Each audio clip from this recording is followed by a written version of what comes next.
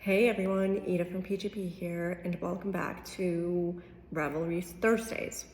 So, last week we threw it back all the way to the 1960s, and I figured because not a lot of people know about the older drivers, oftentimes I would highlight another rivalry from that era. And that is the one between Emerson Fittipaldi and Jackie Stewart. And it happened all during the late 60s into the early 70s. So, who are they? So, we have on one hand Jackie Stewart, hailing from Scotland, who made his mark in Formula One with his exceptional talent and commitment to safety reform. And then we have Emerson Fittipaldi, a Brazilian prodigy emerging as a force to be reckoned with, showcasing his skill behind the wheel. And he was basically, dare I say, like one of the first big Brazilian names that there was.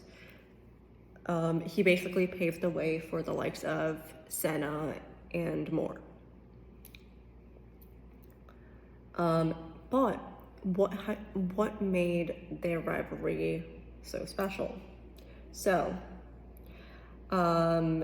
it basically led to a lot of on-track battles, and they often found themselves competing fiercely for podium finishes and championship titles. Their battles were not only about speed, but also about strategy, endurance, and mental toughness. Like, they loved to play mind games. Like, loved. So, where did that manifest, and when did it manifest? Well, I want to highlight 1972, when it was basically, I'm going to say, their rivalry reached its true boiling point that season. And Fittipaldi was driving for Lotus, and Stewart was with Tyrrell. And they traded blows all season long for the championship.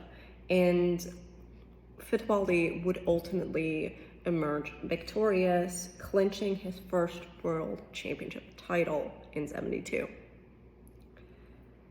And honestly, go like on F1 TV, they have some of the race highlights from that season, and if you can, go watch it or YouTube it too. It is almost, dare I say, a all-out brawl, oftentimes. But just because they were so tough, dare I say, on racetrack, like fighting each other so hard, and also like playing these like mind games that a lot of drivers are known to do. They, at the end of the day, had this respect for each other because they realized the other driver had skill and therefore was able to achieve such immense things. And it's like them acknowledging that the other is so good, to me, is what made it so captivating, next to the on-track battles. Like, the on-track battles, amazing. Like, if you can go find the old races, go watch them.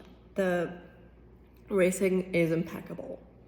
But it, like, drawing that line between, like, on track, I wanna let's say, murder you, with saying, oh, actually, this guy's actually really good, and I respect him for it. Like, that combination to me is what makes oftentimes for a world-class rivalry.